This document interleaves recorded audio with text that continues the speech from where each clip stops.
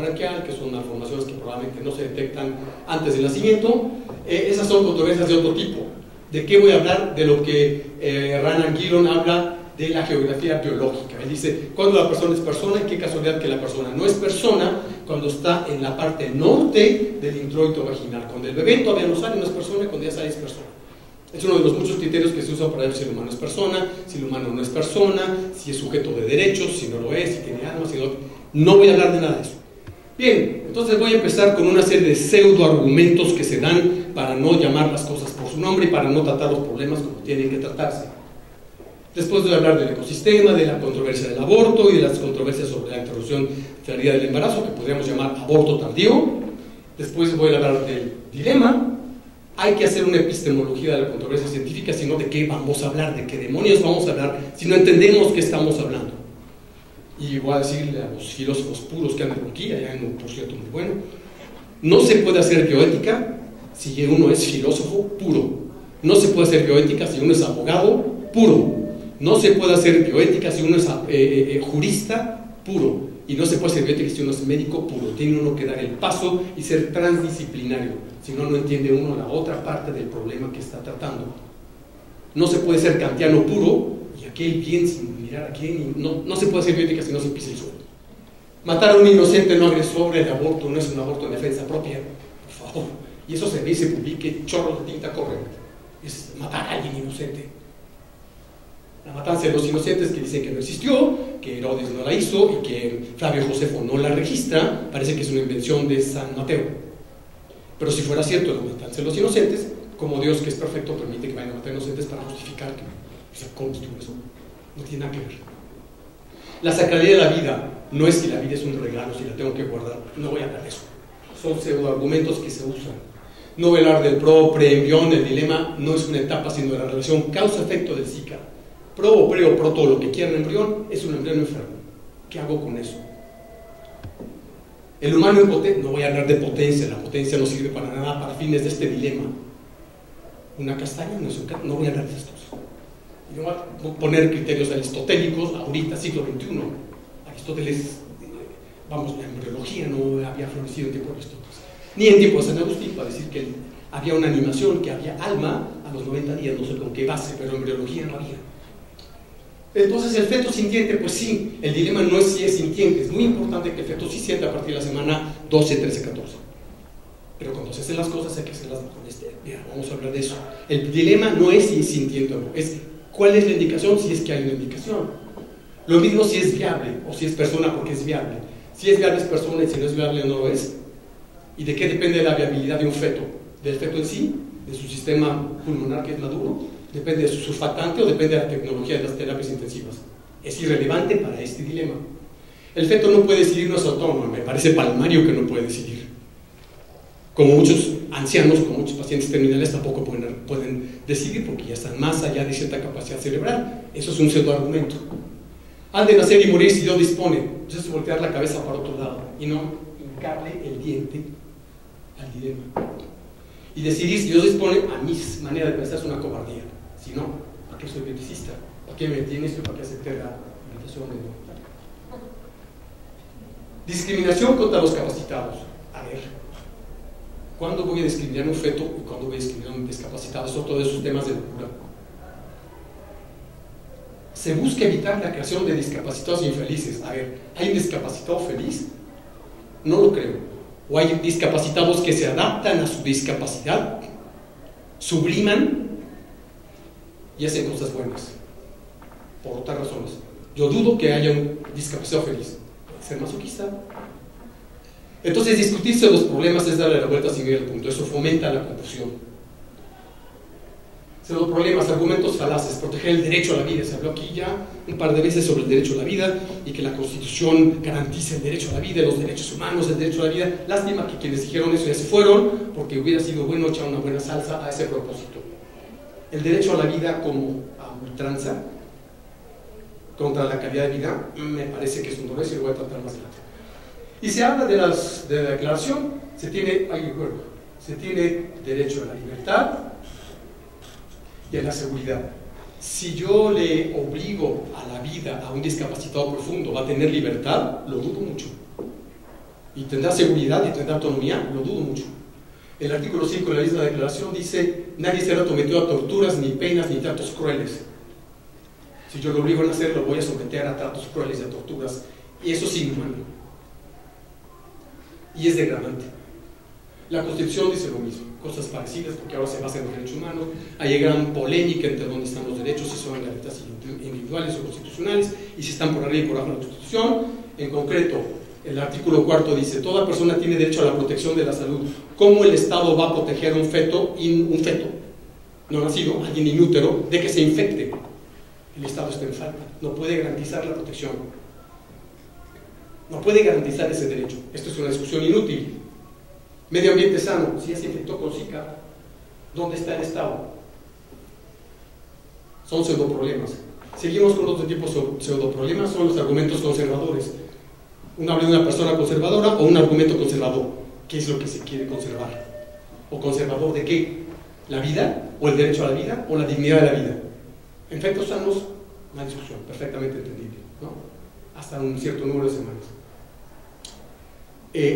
Y dicen, es un derecho fundamental sin el cual no cabe la existencia ni disfrute. Eso es un verismo, señores, es una neta del planeta, es una verdad palmaria. ¿Por qué? Porque si la vida no cabe nada, no hay nada, excepto la entropía, según la ley de la termodinámica. Todo se va degradando poco a poquito hasta que vamos a quedar todos convertidos en plasma al final de no sé cuántos, 8.000 millones de años. Plasma, no tiene caso hablar de eso. Pero en situaciones no normales, el derecho se convierte entonces en una obligación de vivir, sea como sea. Y voy a tratar de demostrar que eso es inmoral. En un discapacitado profundo, el derecho es una condena, ese derecho a la vida que se va a garantizar aunque no pueda, o no quiera más tarde, o quiera renunciarlo. Y ha habido casos en que se demanda a los papás y a los médicos por haber hecho nacer a alguien, los discapacitados profundos. Es una condena a no gozar otros derechos.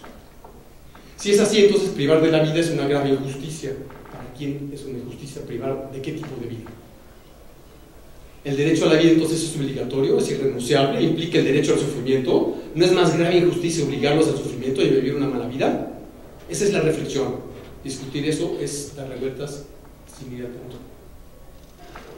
Manipulación de conceptos. ¿Por qué y para qué se manipulan los conceptos? ¿Por qué viene alguien y se para aquí y hace una retórica proselitista en lugar de una reflexión poética?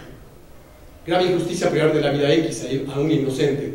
El concebido no nacido, feto, es un ser humano inocente. Luego es grave injusticia privar de la vida del ser humano, etcétera, etcétera. Cambiemos esto y ponemos eutanasia y ponemos enfermo incurable terminal. Ergo es grave injusticia dar eutanasia a un incurable terminal e inocente, ¿no? Cambian la X y la Y. Un paciente terminal que no tiene ya nada por qué vivir y que tiene solamente sufrimiento por delante, lo privo de su derecho a decidir su propia eutanasia y soy injusto y es inocente. Grave injusticia entonces ¿para quién? ¿Y la maleficencia en forma de sufrimiento inútil no es una grave injusticia? ¿O qué es lo que va a redimir la maleficencia? Y el primo no sé de dónde está.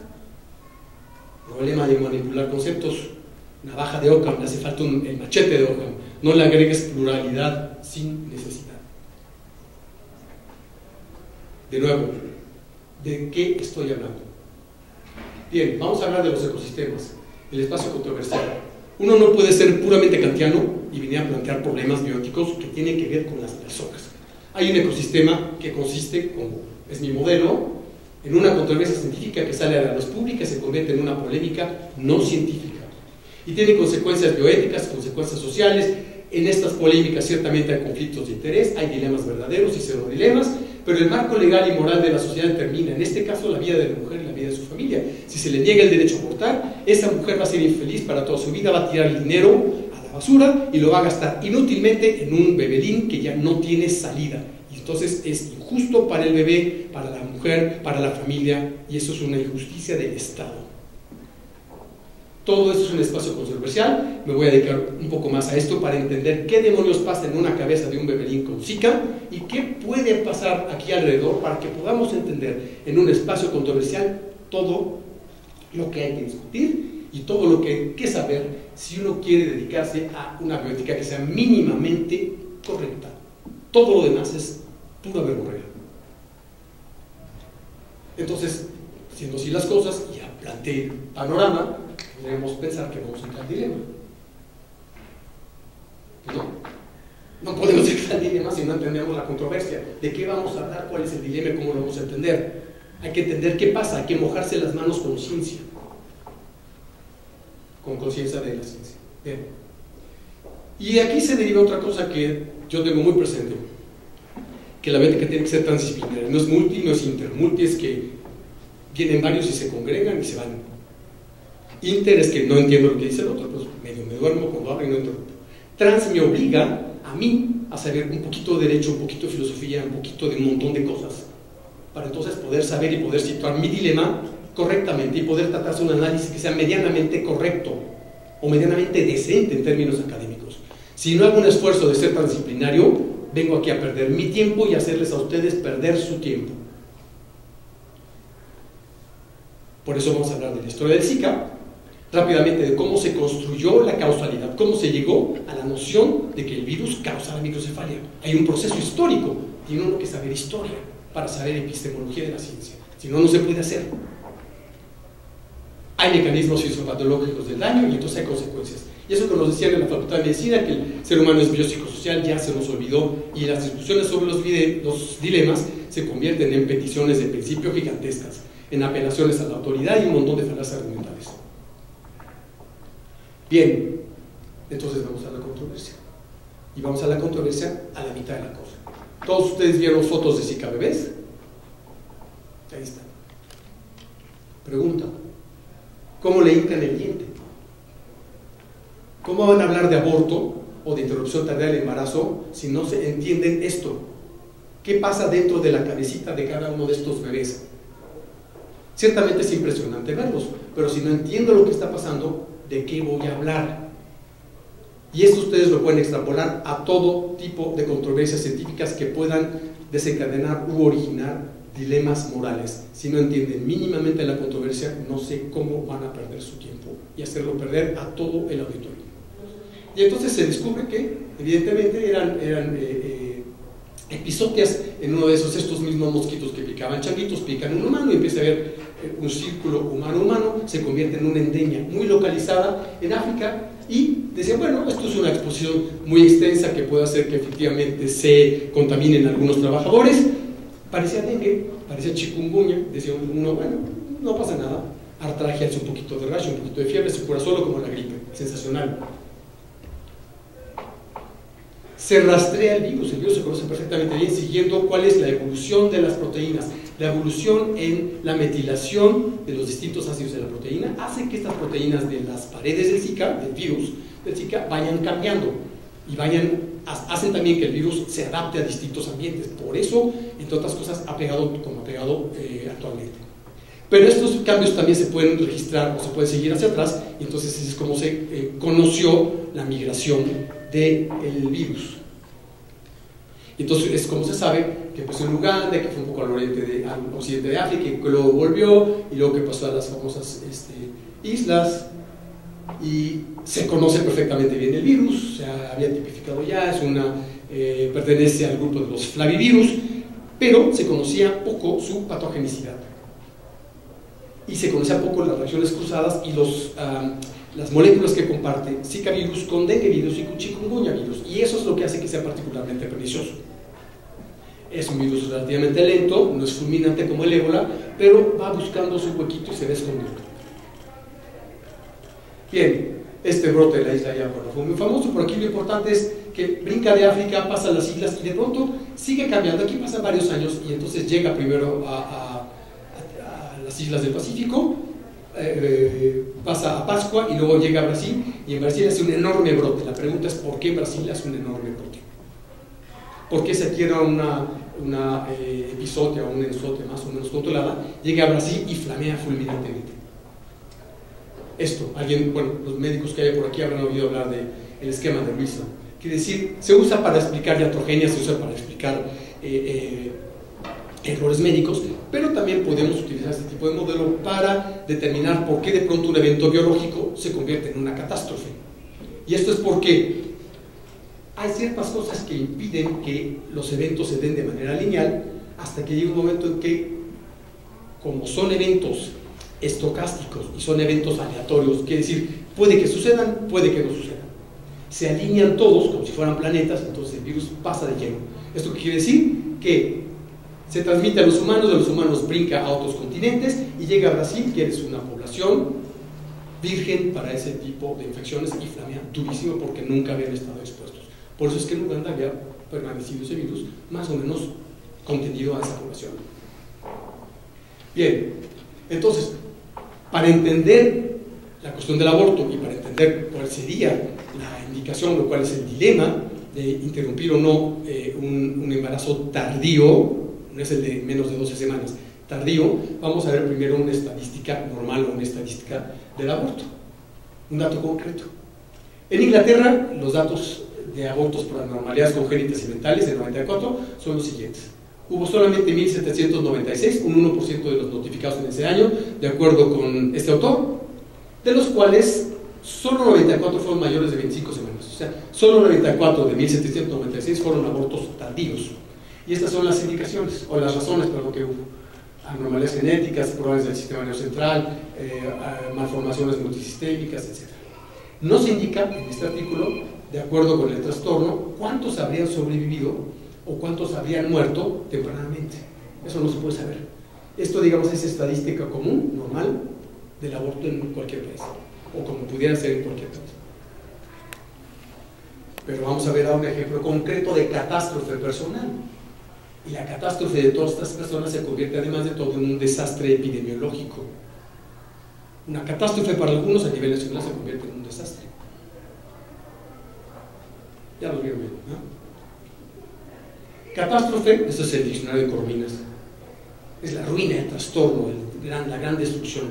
Y desastre es la gran infelicidad. Parece que fueran como sinónimos, aunque para fines de epidemiología de catástrofes naturales se utiliza el término desastre para hablar de grandes problemas que además conllevan un enorme problema económico, una merma económica muy grande en esa sociedad que obliga a destinar recursos y que acaba en la ruina económica en un determinado sector.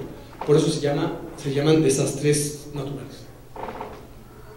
Bien, tengo aquí la estadística hasta la semana pasada, hoy o mañana deberá ser el día siguiente, de los casos de Zika, y tomé solamente el de Brasil. Aquí está. Ha habido hasta la semana pasada 196.000 y tantos casos, 101.851 casos confirmados serológicamente de Zika, y de esos 2.001 con síndrome congénito asociado con la infección del virus. Hay 2.001 Zika bebés en Brasil hasta la semana pasada. En México hay solo 4.306 casos confirmados, casos importados 15, ya hay casos autóctonos, ¿sí? Y hasta ahora no se han reportado ni muertes por Zika, ni tampoco síndrome por Zika. Bien, para seguir entendiendo entonces el problema tenemos que entender las malformaciones que el virus causa y entender que un 29% de las mujeres embarazadas con Zika va a producir, al menos en la estadística de Brasil, y en Colombia también hay algo parecido, aunque en Colombia prevalece el Guillain-Barré, van a producir bebés con malformaciones neurológicas severas, que son las siguientes, yo se las voy a enseñar en foto. Cutis y quirata, esos tienen un aumento en las circunvoluciones de la piel, tienen una piel redundante, hay ventrículo vagal y calcificaciones, los ventrículos cerebrales aumentan porque la corteza se adelgaza mucho.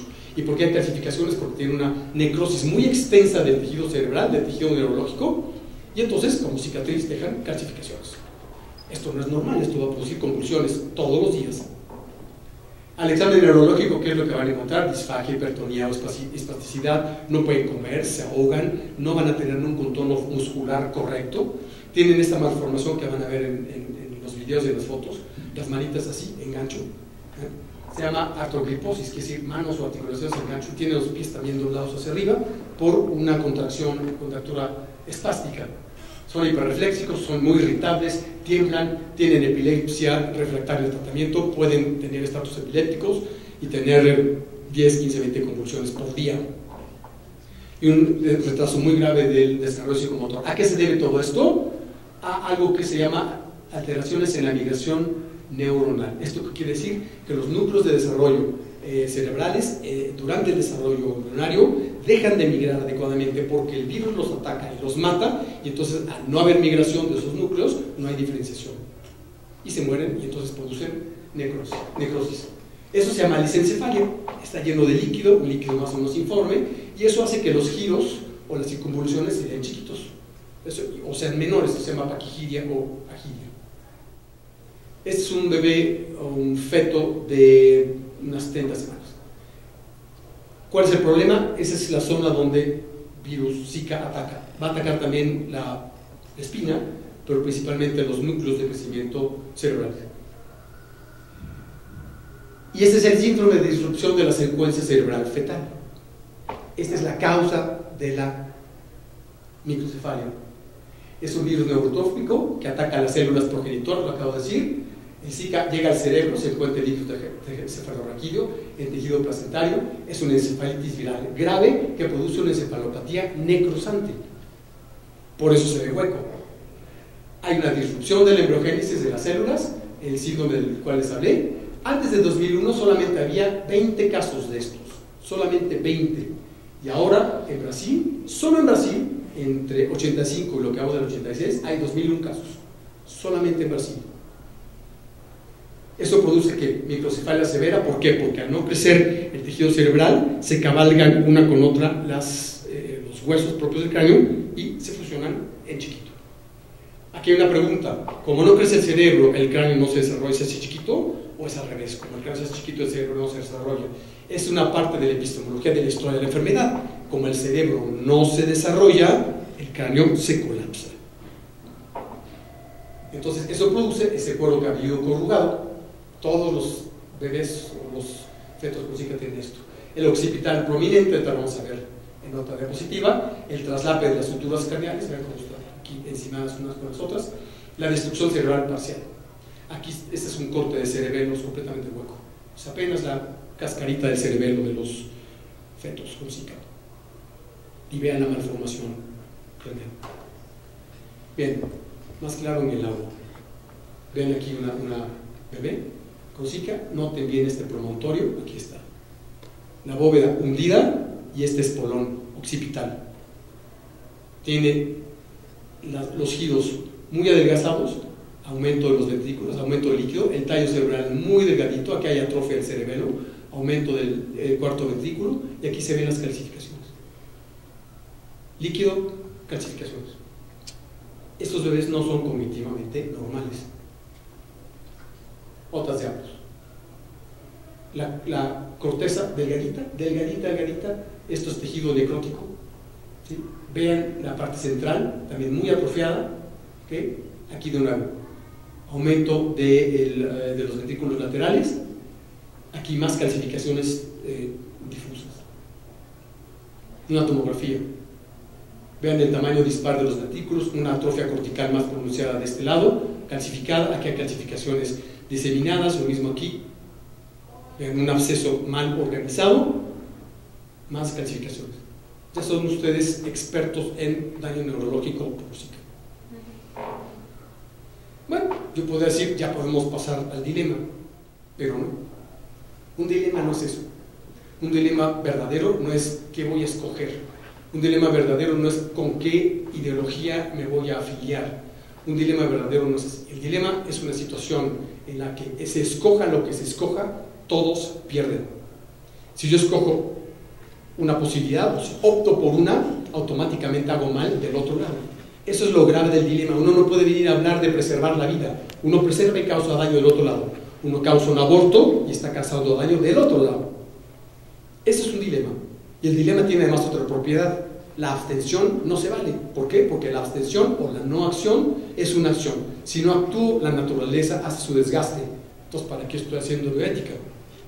¿Para qué soy neurólogo? ¿Para qué soy ginecólogo? Si a la mera hora no puedo decidir nada. Porque no es religiosamente correcto, porque no es políticamente correcto. Yo diría que eso no es metafísicamente correcto. Entonces, el dilema, si no es una cuestión solamente de preferencia de corbata, que por eso no traje, implica entender el espacio controversial, implica entender las controversias científicas, ya lo vimos, las polémicas, que si el aborto, que si la sacaría de la vida, que si cuántas semanas, que si es sintiente, si no lo es, si es persona, si no lo es. Se dijo hace ratote si pertenece a la especie humana. ¿Me puede repetir la pregunta? Era un grupo de células pertenecientes a la especie humana, en un estadio de diferenciación muy temprano, porque es humano, estamos hablando de seres humanos. Bien. Y pareciera entonces que arreglando esto, se arregla todo. En español de México se dice muerto el perro, se acabó la rabia, ¿no? Bien, la confusión de las opiniones submonodisciplinarias, no lo puedo pronunciar, pero se me ocurrió ya. Hay médicos que son submonolingües, ni siquiera son monolingües, ni siquiera bilingües. ¿Cómo puede uno tratar problemas que no puede hablar correctamente? Y hay opiniones submonodisciplinarias. Uno no puede ser un submonomédico y querer abordar problemas filosóficos tan graves como esto. Ni filósofo puro y viene a hablar de lo que todo kantiano quisiera, pues que no lo picaran los mosquitos. Tiene uno que ser transdisciplinario si quiere abordar ese tipo de problemas. Entonces ese es el problema aparentemente. Y hay confusión también de opiniones que son retóricas. Vean este periódico, el Times de la India. Brasil usa drones para combatir Zika virus y hacen un montaje de muchos droncitos. Esas son nubes. ¿Cuántos litros de insecticida le caben a un dron, por favor? Pero se hacen las primeras planas. Yo me pregunto si esto es Hollywood o Bollywood, que es de la India, ¿no? Y la mujer tratando de salvar el pellejo en medio de una crisis y dice, vamos a fumigar todo Brasil. Sensacional. ¿Esa es una solución pragmática? ¿Solucionó algo? No. ¿Sí disminuyó la incidencia de SIDA últimamente? Sí, ha disminuido. Pero no es esto. ¿Por qué? Antes de los Juegos Olímpicos mandó fumigar el Sambódromo. ¿Está bien? ¿Eso qué quiere decir? Que la gente que hace políticas públicas no entiende ciencia, no tienen asesores correctos y hacen cosas pragmáticas por oportunidad. Ahorita lo van a ver. Fumigó todas las favelas, fumigó las escuelas, fumigó a las personas. Pregunta bioética o técnica, ¿con qué pesticida? Mato los mosquitos, ¿qué les voy a echar a todas estas mujeres embarazadas o no, que ya respiraron lo que Madame do Brasil hizo? Entonces el dilema, el problema no es ni la sacralidad, inocencia, potencia, viabilidad, no es ese problema. El problema es, ¿puede protegerse de por vida un embrión, feto, persona, como quieran, con síndrome de microcefalia por Zika?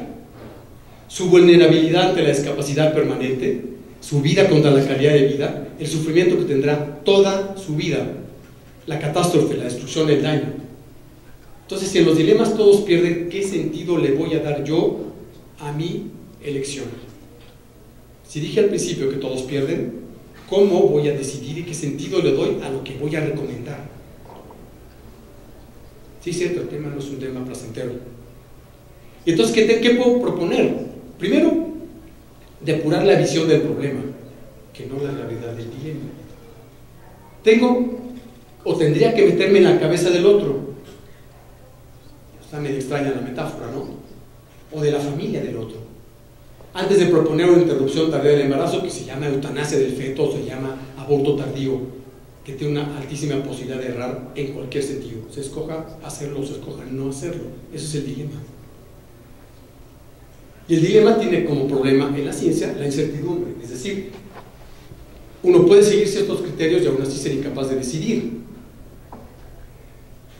Estos son los criterios de la OMS para la detección de Zika virus en líquidos corporales.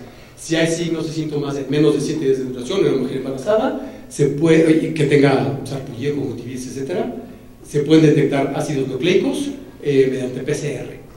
¿Por qué? Porque después de los 7 días se enjuagan, ya no se pueden detectar. Es muy poco probable que se detecte y es muy poco probable que se haga un diagnóstico.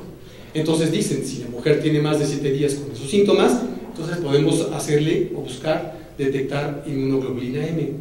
Pero la inmunoglobulina M es más tardía, no siempre a los 7 días, por esos métodos. Y no todos los pacientes producen cantidades suficientes para ser detectados. ¿Por qué? Porque no tiene mucha sensibilidad la IgM para Zika.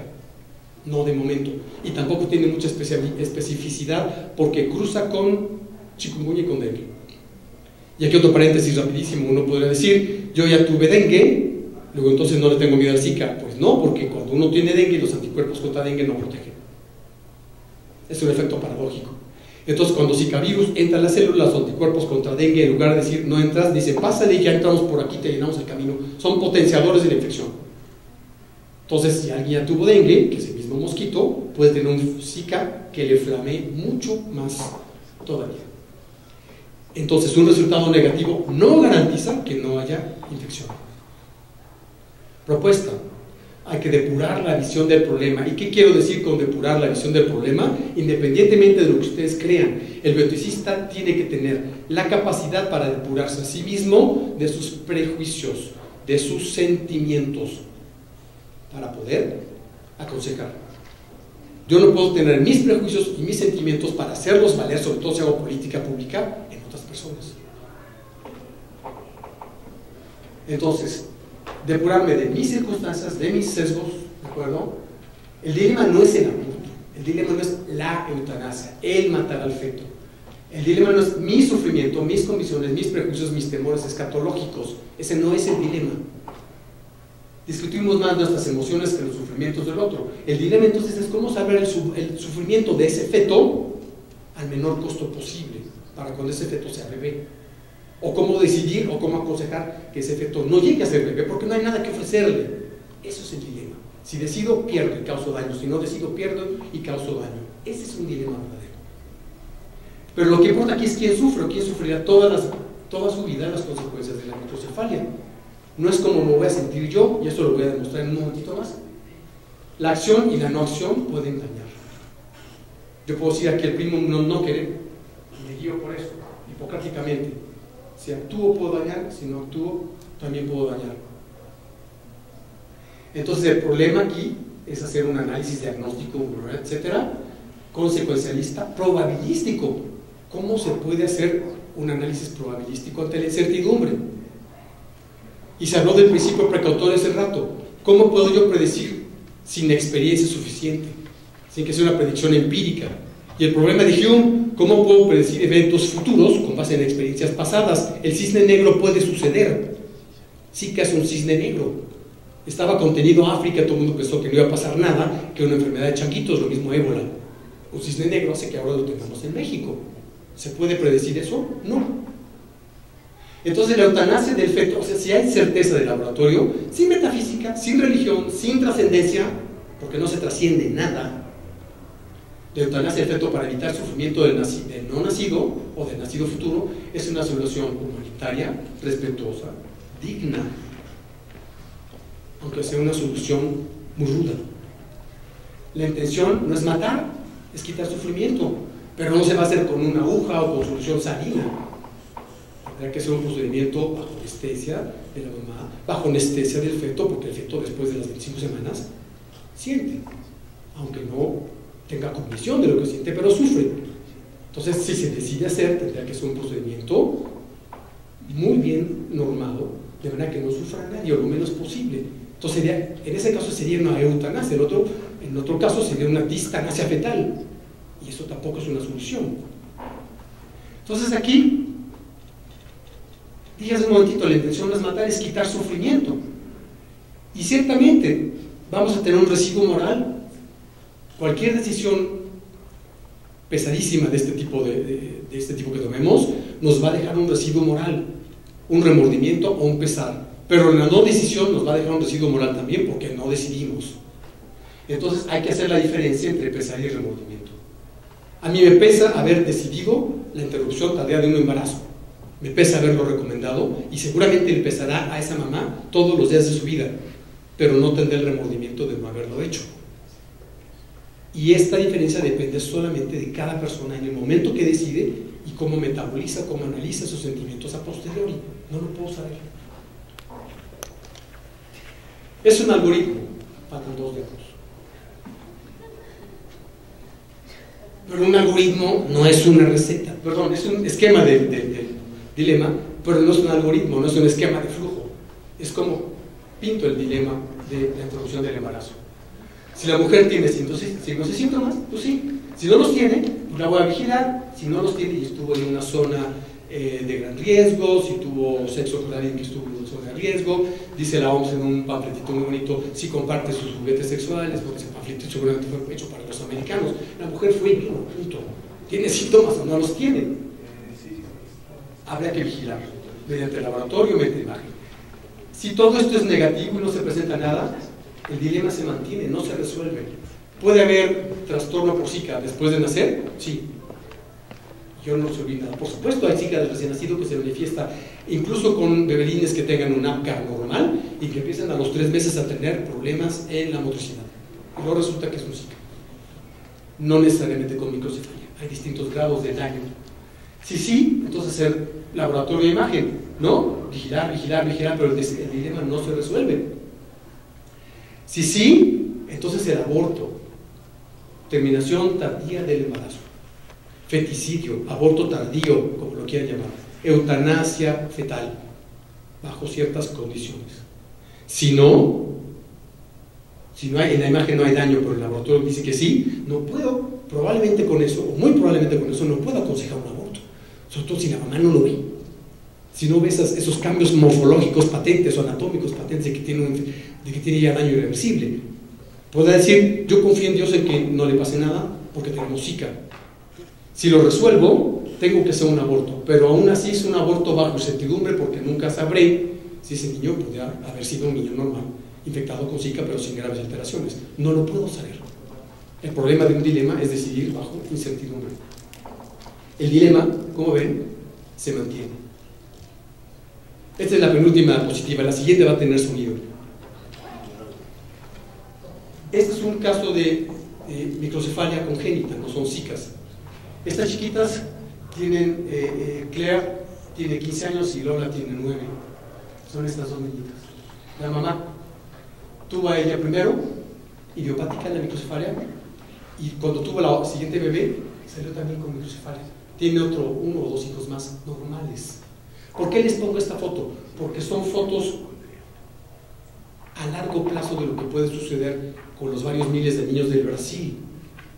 Hay otros casos históricos a principios del siglo pasado que trajeron a esos individuos, 2 mujeres y un varón, en circos haciendo representaciones.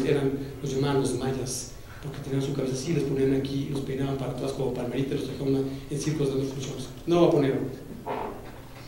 Pero lo importante es que estas niñas están en Estados Unidos y tienen un sistema de salud que sí responde, tienen dinero para hacer terapias, y aún así uno se preguntaría, ¿son felices? No sé. Seguramente encuentran un sentido a sus vidas cuidando a sus hijas, porque son sus hijas y ahora lo van a ver. Pero si les preguntan, ¿habrían preferido que no tuvieran microcefalia? Que fuera por Zika o no. Es simplemente un experimento mental para que lo calquen a la cantidad de niños con de Zika bebés. Entonces, otros problemas asociados que tienen estas niñitas y que ustedes van a ver ahora: enanismo, tetraplegia, parálisis cerebral, epilepsia todos los días, escoliosis, daño visual cortical. El pronóstico al nacer fue de menos de 1 año. Esta ya cumplió 15, esta nenita tiene 9. Y entonces sí, vamos a hablar de implicaciones morales. Vamos a hablar de la sacralidad de una mala vida. ¿Se puede hablar de la sacralidad de una mala vida? ¿Tiene sentido? ¿Pecaron de algo? ¿O los papás? No. Tienen una edad mental de 3 años, solo sufren en primer grado, nunca serán autónomas, serán dependientes de sus papás toda la vida. Y cuando los papás se mueran, ¿serán dependientes de quién? ¿Del Estado? ¿De un tutor? En Brasil ese no es el caso. Los objetivos de esta plática son los siguientes: establecer los principales paradigmas que se consideran pertinentes en torno al tema de voluntad anticipada, presentar el contexto actual de dicho fenómeno en México, presentar los resultados de la investigación sobre voluntad anticipada realizado en el Estado de México, explicar los dilemas éticos en torno al conocimiento y la actitud de los pacientes y médicos del Estado de México de la voluntad anticipada. La voluntad anticipada es aquella voluntad que las personas, en pleno uso de sus facultades físicas y mentales, van a realizar. Hay varias maneras de hacerlo. Puede ser ante notario o puede ser en un instituto, en una institución hospitalaria, donde las personas van a decidir, van a dejar por escrito, van a decidir cuáles van a ser las conductas médicas que ellos consideran que pueden realizarse y cuáles no pueden realizarse. Ustedes saben que de manera general, cuando una persona está en un estado crítico, que puede ser, fíjense, perder el conocimiento por varias causas, o bien por un traumatismo, por una intoxicación, por un problema tóxico, por una enfermedad sistémica, y entonces las personas a veces pierden el conocimiento. Este tipo de situaciones, cuando son atendidas en situaciones en hospitales, en instituciones hospitalarias, pues de momento tienen que atender esta situación porque no se sabe qué le pasa a la persona. Entonces a veces habrá que entrar a las unidades de cuidados intensivos para hacer un diagnóstico, y cuando el diagnóstico es un diagnóstico que permite resolver el problema, pues es de gran utilidad porque salva la vida de una persona. Sin embargo, cuando se trata de problemas irreversibles por enfermedades o por toda la serie de cuestiones que ya les dije, que pueden ser tóxicas, infecciosas o traumáticas, pues entonces más bien no deben de estar en las unidades de cuidados intensivos. Bien, para estas situaciones, además de cuando una persona ha llegado a una enfermedad irreversible y no es consciente y no tiene capacidad de decisión y tendrán que decidir otras personas por ellos, el personal médico, la voluntad anticipada dice qué pueden hacer y qué no pueden hacer, ¿sí? Por ejemplo, ¿qué se puede hacer?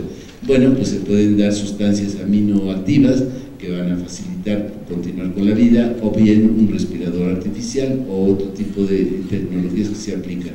Habrá personas que digan que en situaciones irreversibles eso no se realice porque no tiene ningún sentido, ¿sí? El concepto de voluntad anticipada. Al consentimiento informado otorgado anticipadamente previendo una posible pérdida de la conciencia o capacidad para manifestar la voluntad sobre la atención médica o sobre el tipo de tratamientos que se desee o no recibir, principalmente al final de la vida, se le denominó originalmente testamento vetal, living wills, aunque posteriormente ha recibido otras denominaciones como voluntad anticipada o instrucciones previas. Ustedes dirán, ¿por qué se cambió este tema de testamento vital, living will, por otros conceptos? Bueno, porque un testamento generalmente se realiza cuando la persona se ha muerto, y la persona no está muerta, sino que está en una situación grave que puede ser reversible o irreversible, ¿sí? Concepto. La voluntad anticipada debe ser entendida como el documento donde el ciudadano manifiesta todas las decisiones que se espera se cumplan en el momento en el que él no puede expresar su voluntad sobre los cuidados y tratamientos relacionados con la atención médica, sus alcances, ver más allá en razón de la posibilidad de establecer dentro de él las indicaciones para el destino de sus órganos. Esto se refiere, este destino de sus órganos, se refiere a lo que tiene que ver con todo el tema de los trasplantes, ¿no? Y ustedes saben que casi todo se puede trasplantar. Conocemos mucho el trasplante de corazón, el de hígado, riñón, pulmones, piel, córnea, etc. Entonces a eso se refiere, que la persona va a decidir qué sí se puede hacer, qué no. Claro, eso tiene sus límites, porque no cualquiera puede, digamos, donar órganos, porque a veces los órganos ya no funcionan dependiendo de muchas características, puede ser edad, puede ser una situación de enfermedad, etc. ¿Sí? Ahora, a continuación, la doctora Rosalinda va a continuar con el tema, ¿sí? Bien, vamos a continuar. En este sentido, nosotros tenemos, bueno, el doctor ya estaba explicando esta parte de la donación de órganos, que puede ser incluido en la voluntad anticipada. Entonces vamos a ver que este es un documento que debe elaborarse de manera personal, ¿sí? Porque afecta la cuestión de los derechos del individuo, es decir, nadie puede decidir sobre lo que va a pasar con la salud de otra persona. Anteriormente teníamos muchos problemas porque cuando un individuo se encontraba ya en alguna situación difícil y no tenía tal vez la conciencia para tomar decisiones, pues los familiares quedaban a cargo y se presentaban pues inclusive situaciones difíciles entre ellos, porque algunos decían no, pues que lo entuben, o que le pongan esto, que le hagan aquello, y otros decían no, mejor que ya lo dejen bien morir. Entonces había muchas discusiones, y la voluntad anticipada es precisamente el documento que viene también a intentar terminar con esto y realmente cumplir con la voluntad de lo que el paciente quería, ¿sí? Entonces, esto es algo muy importante porque nadie puede tomar la decisión si ya está establecido en el documento de voluntades anticipadas, y con eso se eliminaría inclusive para el médico algunas responsabilidades legales que se discutían como si le aplicaron la eutanasia, como si lo dejó morir y tenía que hacer algo más, ¿no? Entonces el médico también pues se ve resuelto en estas situaciones. Debe haber ciudadanía, pues su existencia debe ser el elemento primigenio para que un sujeto pueda declarar tal documento, ya que el individuo no puede poseer ningún elemento de incapacidad y debe ser considerado como pleno poseedor y garante de capacidad de goce y de ejercicio de su voluntad dentro del plano jurídico. Esto quiere decir que pues cualquier persona que haga una voluntad anticipada debe contar con todos los elementos cognitivos para poder tomar decisiones, ¿sí? Una persona que carece de estas capacidades para tomar decisiones, capacidades intelectuales, pues difícilmente va a poder hacer una voluntad anticipada. Entonces ahí sí entraría esta situación de no tiene la plena conciencia, por lo tanto alguien más podría decidir, ¿sí? Entonces, y esto se tiene que hacer ante un notario de manera legal, por eso hablamos del aspecto jurídico. Entonces no basta con que yo lo diga, como hablábamos de un testamento, no basta con que yo diga, yo quiero que me hagan esto, sino tiene que estar establecido y tiene que estar ante notario. El origen del consentimiento, o en este caso de la voluntad anticipada, pues bueno, garantiza la autonomía del paciente, mientras que la voluntad anticipada garantiza esta autonomía en el futuro. Es decir, el consentimiento informado lo utilizamos en la investigación para que él pueda participar. La voluntad anticipada es decir qué va a pasar con mi cuerpo, con mi salud, en dado caso de que yo no pueda decidir en ese momento, pero de antemano lo estoy diciendo qué es lo que quiero que se haga. Tenemos temor a la obstinación terapéutica o distanasia y búsqueda de la ortotanasia. Tiene gran vigencia actual en razón a la gran importancia y atención que ha recibido la necesidad de legislar en relación al tema, y por ello nos hemos dado a la tarea de buscar un poquito más de información, donde surgió en Estados Unidos, ¿sí? Dado después de en 1969, luego viene la primera legislación en California en 1976, y bueno, en 1991 la Ley Federal de Autodeterminación del Paciente, y a partir de este momento se ha divulgado en el resto del mundo. Nosotros podemos ver que la primera entidad federativa en legislar fue el Distrito Federal. En 2008 se publicó esta ley en esta ciudad, ¿sí? Actualmente Ciudad de México. Y bueno, es en 2014 donde únicamente 11 estados, o hasta 2014 únicamente 11 estados contaban con este tipo de regulación, entre ellos el Estado de México, ¿sí? Entonces, en el Estado de México sí podemos hacer voluntad anticipada. Una situación difícil es que los estados que no cuenten con esta legislación, aunque el individuo haya hecho voluntad anticipada y se encuentra en otro estado que no tiene esta legislación, no se podrá ejercer la voluntad anticipada. Esa es una limitante, y por eso se continúa en México pugnando porque todos los estados acepten esta voluntad anticipada. Y aquí vemos que en abril de 2013 se publica en mayo de ese mismo año. Y bueno, en la Universidad Autónoma del Estado de México hemos estado realizando el proyecto de investigación, conocimiento y actitud ante el testamento vital de los médicos y pacientes del Estado de México, y los resultados que hemos obtenido son los siguientes. Al preguntarle a los profesionales y a los pacientes sobre los conocimientos que tienen del testamento vital, un 21.3% de los profesionales dijo tenerlos y solamente 8% de los pacientes.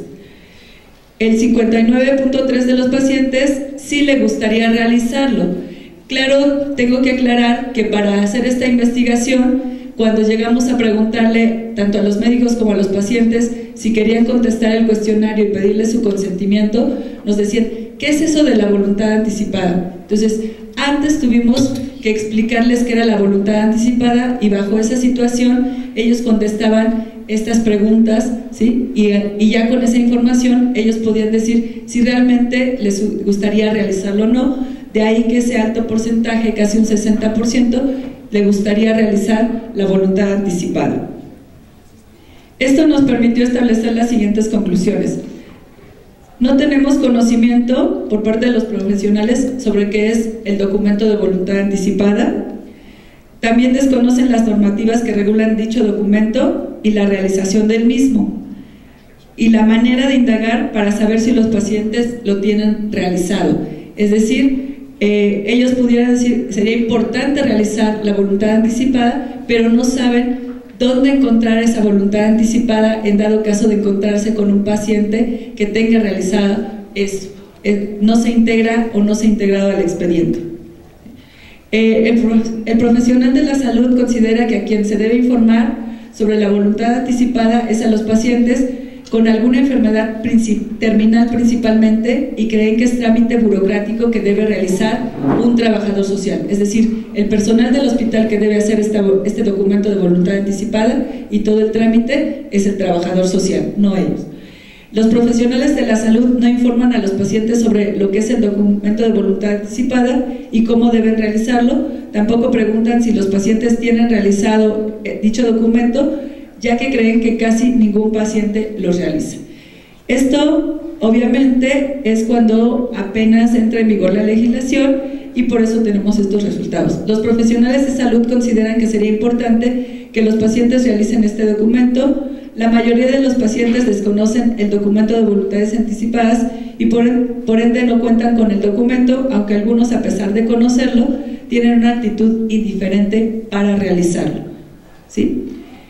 En este sentido, las actitudes favorables hacia la realización del documento de voluntad anticipada es que podría cambiar. El médico cree que su actitud podría cambiar si se realiza este documento, pero que también debe constar en la historia clínica, es decir, no estar fuera del expediente del paciente, sino debe de formar parte de su historia clínica.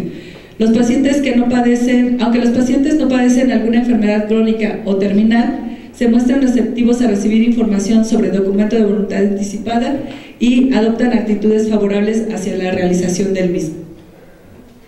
Y bueno, en este caso, esos son los resultados que tenemos, y voy a ceder la palabra al doctor Sergio para ver cómo se lleva a cabo este procedimiento. Tanto en el Distrito Federal como en el Estado de México existen dos maneras en las que se puede elaborar el acta de declaración de voluntad anticipada, así como la revocación de la misma. La Ley de Voluntad Anticipada del Estado de México menciona que se puede hacer ante notario con un costo de 250 pesos, establecido en el artículo 12 del Estado de México, y en instituciones de salud, como decía el doctor, siempre debe haber 2 testigos y el diagnóstico debe estar perfectamente fundamentado. Esto es en el momento que se hace el documento de voluntad anticipada. Cuando se hace previamente debe de estar autorizado y verificado y manejado por un médico junto con el equipo que está representando a los familiares y a la parte legal. El notario y el personal de salud, según el caso, deben de notificar a la coordinación de la Secretaría de Salud sobre la decisión que ha tomado el paciente, así como al centro de trasplantes, si el paciente es potencialmente donador. En la legislación del Estado de México no se aclara si el enfermo terminal, que aún no alcanza la mayoría de edad, puede realizar las voluntades anticipadas, mientras que en el Distrito Federal sí se considera esta posibilidad. Es un agravante que se tiene en el Estado de México.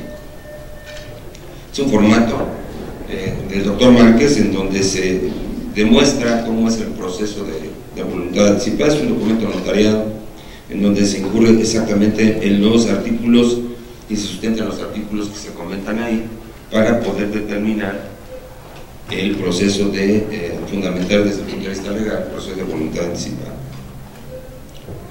Conclusiones generales. Es pertinente establecer una ley federal en el Estado mexicano que contenga algunos de los parámetros establecidos en este trabajo de investigación en cuanto al tema. No obstante, no basta con su legalización en los instrumentos jurídicos, que es pasar por el proceso legislativo desde la propuesta hasta el inicio de la vigencia de la norma. Para que la comunidad lo dijera, entienda y aplique su contenido, Es fundamental que conozca y sea sensible al fenómeno, y solo así podrá legitimarse la norma jurídica y tendrá una verdadera aplicabilidad, utilidad dentro de la sociedad. Es importante sensibilizar a la población de la importancia de la voluntad anticipada a través de diferentes medios de comunicación, realizar cursos, talleres, materias específicas sobre el tema en el campo de la atención de la salud en los diferentes campos educativos. Es imperativo que el sector salud se implementen talleres informativos sobre el tema, consentimiento informado. Este documento, que es vital, tiene un principio básico en relación a modificar en cualquier momento de un proceso médico de investigación, así como también el deseo de interrumpir el establecido previamente. Es decir, esto quiere decir que se puede modificar el formato de voluntad anticipada. El documento legal se puede modificar y se puede cambiar en el momento que lo decida la persona implicada. Eso es todo, muchas gracias. De lo que voy a hablarles pues es de la relación que hay un poquito entre la bioética y el cine, y más que lo que sería propiamente, digamos, un discurso narrativo a lo largo de la charla, lo que voy a tratar son distintos aspectos que me han parecido relevantes, importantes, de esta relación que tiene el campo de la bioética con el cine. Son los siguientes que pueden ver aquí. Por un lado, ¿por qué se ha interesado el cine por la bioética? La evolución de la relación clínica en el cine, los problemas bioéticos en el cine, el impacto del cine que tiene el cine en la bioética, y finalmente el cine como herramienta docente en bioética. Ya digo que son distintos puntos que me han parecido importantes para tratar, y bueno, veamos un poquito por qué. En primer lugar decía, ¿por qué se ha interesado el cine por la bioética? A este respecto hay que decir que en un principio ya saben ustedes que el cine tiene un poder sugestivo para cualquier persona que no tiene casi ningún otro medio, vamos a decir, de comunicación. Una persona como cualquiera de ustedes, si le bajaran a las luces y empezase una película, pues parece que nos transportamos a otro mundo, vemos otros personajes, vemos otros países, otras vidas, y muchas veces insisto, pues estar la sala simplemente a oscuras, olvidándonos del resto de las cuestiones que podamos tener en la cabeza, nos hace que nos podamos poner en el lugar de otras personas, en este caso de muchos personajes con los que nos podemos identificar, vivir situaciones que nos llegan mucho más que si nos cuentan muchas veces una historia de una forma más o menos neutra, o si leemos una noticia en el periódico. De manera que el cine desde luego tiene un poder sugestivo, por eso de alguna manera es el medio de alguna forma más importante en los últimos decenios desde el punto de vista de comunicación sobre distintos grupos de personas. Y dentro de los temas que ha tratado el cine a lo largo de la historia, pues se ha tratado desde luego lo que podemos decir los grandes temas para el hombre, para la humanidad. Son los temas que están ya presentes en lo que podríamos decir el drama, los dramas de Grecia, en las grandes obras de literatura, o de alguna forma en cualquier obra maestra de las distintas manifestaciones que se han hecho a lo largo de la humanidad. Pues estamos hablando de temas como la amistad, temas como pueden ser la muerte, como pueden ser las relaciones de pareja. Y uno de los grandes temas que están presentes, insisto, desde la tragedia griega hasta el cine, desde luego, es la enfermedad. La enfermedad nos sitúa en una situación en la cual tenemos un antes y un después en nuestras vidas, de vivir de alguna forma con cierta independencia, con cierta libertad. Estamos claramente condicionados a esa enfermedad. La enfermedad se apodera de nosotros, nos condiciona nuestra vida, y eso muchas veces supone un antes y un después. Evidentemente, es una enfermedad grave, incurable, una enfermedad que suponga una incapacidad para la persona que la padece, pues muchísimo más que si es una enfermedad banal. De manera que la enfermedad es uno de los grandes temas, y claro, si hablamos de enfermedad, a continuación tiene que estar pues el sanador que aparece en las películas. En esta charla que les voy a hablar, como verán, realmente más que de bioética en general, va a ser de ética clínica, de manera que casi todo lo que voy a centrar, como podrán ver, tiene que ver con la clínica, más que con otros ámbitos de la medicina. Bueno, pues como les decía, junto al enfermo pues siempre hay un sanador, que podemos ver en las tribus indias antiguas, pues que pudiera ser un chamán o quien fuere, y en el caso de la medicina pues un poquito más moderna, la medicina occidental, pues hablamos del médico. Y por eso la relevancia que tiene los sanitarios, ya no solamente el médico, aquí ven a una enfermera, además de un médico y otra persona que le está ayudando. Y ya como les decía, la importancia que tienen los sanitarios no es porque ellos sean importantes, sino porque la enfermedad existe, insisto, es una vivencia relevante desde luego para cualquier ser humano, y por eso son tan importantes los sanitarios. Y el mundo de la sanidad, el mundo de la salud, siempre ha despertado mucha curiosidad en cine, en series de televisión y en muchísimas otras manifestaciones culturales, y ya digo que se han hecho muchísimas películas. Bueno, pues por un lado decimos que hay un gran interés desde un punto de vista, vamos a decir, cultural y cinematográfico por la enfermedad, por el mundo de la medicina, y por otro lado, casi todas las grandes películas de Hollywood o de cualquier otro país, las películas más emblemáticas, muchas veces tienen de trasfondo un conflicto moral importante. Aquí les pongo el ejemplo de Casablanca, que se han visto, me imagino, la mayoría de ustedes. Pues Rick, el protagonista, ya saben ustedes que no sabía si colaborar con la resistencia, poniendo en riesgo su negocio, una vida tranquila, y más aún si colaborar con esa resistencia, la resistencia a los nazis en la Segunda Guerra Mundial, suponía además ayudar al que era en ese momento la pareja de la mujer de la que él estaba enamorado. Tiene ahí un conflicto, no sabe lo que hacer, y al final ya saben que al final termina colaborando con la resistencia, y de alguna manera antepone eso a lo que sería su seguridad y también su historia de amor. Bueno, pues en las películas que utilizamos muchas veces en bioética, en el cine aplicado a la bioética, lo que hacemos es de alguna forma juntar las dos cosas, juntar dos temas que han sido, insisto, muy importantes en la historia del cine y para cualquier ser humano: el mundo de la enfermedad, el mundo de la medicina, con un conflicto ético, con un conflicto moral. Insisto, son dos temas muy relevantes, y cuando los vemos juntos, pues por eso ha generado tantos guiones, ha generado tantas historias y tantos personajes. Aquí, por ejemplo, les pongo como pues una película como es Critical Care, en la cual pues un paciente está ingresado en cuidados intensivos y tiene dudas la familia sobre qué hacer. Si por un lado ayudarle a salir adelante, que es lo que quiere una de las hijas, y otra de las hijas, pues por otro lado, quiere anteponer los efectos económicos a lo que serían los cuidados de su padre. Bueno, visto un poquito por qué el cine ha sido tan importante, los aspectos éticos y bioéticos para el campo del cine, vamos a ver, como les decía, otro ítem importante de la relación entre cine y bioética, que ha sido la relación clínica a lo largo de la historia vista en el cine.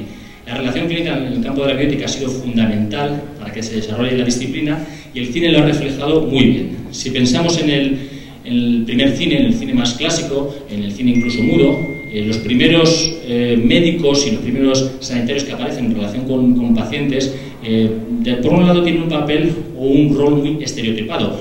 Son muchas veces pues, o personajes pues, muy bondadosos, muy buenos, que aparecen meramente de forma funcional, pues, para tratar o curar a un enfermo, y hay veces que son pues, malvados, tremendos, que se aprovechan de su poder, de su dominio, de su autoridad sobre los enfermos, para de alguna forma intentar suplantar su capacidad de decisión. Seguimos adelante. Bueno, pues visto lo que les comentaba de la relación clínica, les iba a poner unos clips de distintas películas que permitían visualizar muy bien, con imágenes mejor que con palabras, cómo ese cambio se ha producido de una forma clara pues, a lo largo de la historia del cine, ¿no? Ese cambio en la relación clínica, en la cual un autoritarismo y de alguna forma también un médico como referente moral y social pues ha cambiado y se ha convertido en una persona mucho más normal, que duda, etcétera, etcétera. Bueno, pues en cuanto a los conflictos éticos que ha reflejado el cine, prácticamente todos. Les decía antes que la relación clínica se ha visto como ha ido cambiando en el cine. Esta es una película del año 99 que seguramente la habrán visto muchos de ustedes, en la cual pues, un mafioso pues, va a un psiquiatra para que le trate. El psiquiatra no quiere tratarle porque le da miedo el mafioso, y el mafioso al final le obliga a que le trate. Es el que le dice al enfermo lo que tiene que hacer. Es una terapia peligrosa, es como por lo menos en España se tradujo esta película. Y aquí vemos ya no solamente es que se ha horizontalizado la relación con los enfermos, sino que, como dicen algunos autores en España, que hay una cierta autonomitis en cuanto a los enfermos dicen a los médicos qué es lo que tienen que hacer y cómo tienen que actuar. Esto se ve muy bien en esta película. Los aspectos de confidencialidad que se ven muy bien, por ejemplo, déjalos ya, perdona. Olvídalo ya lo de los clips. Sí, ya. En El hombre elefante, aquí vemos precisamente aspectos que les decía antes que tienen que ver con la confidencialidad y la intimidad de los enfermos, ¿no? Como antes los sometían algunos anfiteatros a la vista de muchísimos médicos y distintos sanitarios. Dead Ringers es una película de David Cronenberg, donde pues, hay dos hermanos que se suplantan, son gemelos, se suplantan uno al otro en el quirófano y le engañan a sus clientes, porque de alguna forma son de la alta sociedad, a sus pacientes, sobre los tratamientos. Gattaca, que es una película que utilizamos muchísimo para tratar los problemas de genética, de consejo genético, porque adelanta muchas de las cosas que están sucediendo hoy día con la genética aplicada a la medicina.